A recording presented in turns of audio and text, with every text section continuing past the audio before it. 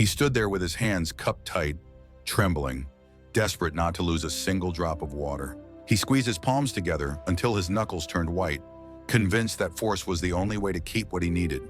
But the harder he squeezed, the faster the water slipped through the cracks of his fingers. It wasn't until he was completely exhausted, defeated by his own effort, that he finally relaxed his hands. And only then, when his palms lay open and flat, did the water actually stay. This is the brutal paradox of human attachment. We are taught that love, success, and safety require a tight grip. We convince ourselves that if we just overthink enough, explain enough, or replay the memory one more time, we can keep things from changing. But psychologically, you cannot hold peace while gripping the past. You cannot move forward while your hands are still clenched around a rope that is burning you. The moment you stop trying to control the uncontrollable is the moment you finally gain control of yourself. But why is letting go so terrifying? And how do we actually do it when our brains are hardwired to hold on? To understand this, we have to look at the architecture of the mind. Our brains are not designed for happiness. They are designed for survival. And to a survivalist brain, letting go feels exactly like dying. This is rooted in a psychological concept called loss aversion. Behavioral psychologists have found that the pain of losing something is felt roughly twice as intensely as the pleasure of gaining something of equal value. Losing $100 hurts twice as much as finding $100 feels good. This is why you stay in relationships that have been dead for years. This is why you cling to a career path that makes you miserable. We mistake familiarity for safety. Even a painful familiar feels safer to the primal brain than a peaceful unknown. We would rather bleed in a room we know than breathe in a room we haven't seen yet. But the grip goes deeper than just fear of loss. It digs into identity attachment. We don't just possess things or relationships, we merge with them. When you say my partner, my job, or my dream, your brain literally maps those external things as extensions of your internal self. So when a relationship ends or a dream collapses, you aren't just losing a person or a future.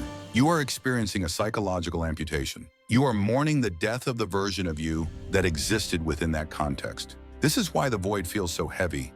It's not just empty space. It's a ghost of your former self waiting for a resurrection that isn't coming. The mistake we make is thinking that letting go is a single, cinematic moment. We expect to wake up one morning, decide I'm done, and never feel the ache again. But neuroscience tells us a different story. Letting go is a neurological rewiring process. When you are attached to someone or something, your brain has built physical neural pathways, highways of habit that expect that person or thing to be there. When they are gone, those highways don't vanish overnight. Your brain keeps sending traffic down a bridge that has collapsed. That's why you reach for your phone to text them. That's why you wake up in the middle of the night reaching for a body that isn't there. You aren't weak. You aren't obsessed. You are experiencing neural withdrawal. Healing, therefore, is not an act of force. It is an act of emotional differentiation. This is the subtle art of separating what you feel from what is true.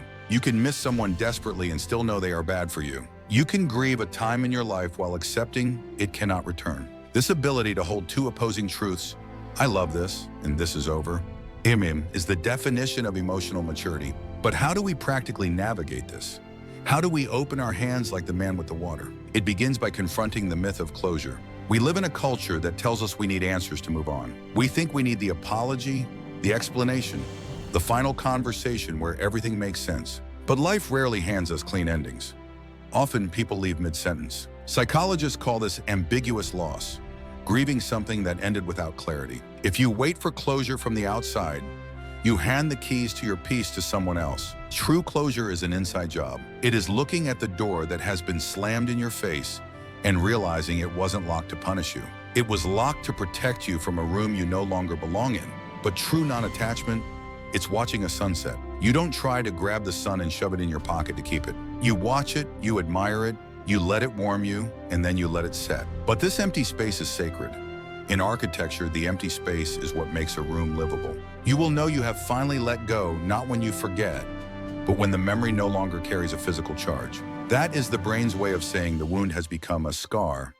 A scar is skin that is stronger than it was before. The water only stays when you stop crushing it. The peace only comes when you stop fighting the flow. The future is waiting for you to be empty enough to receive it.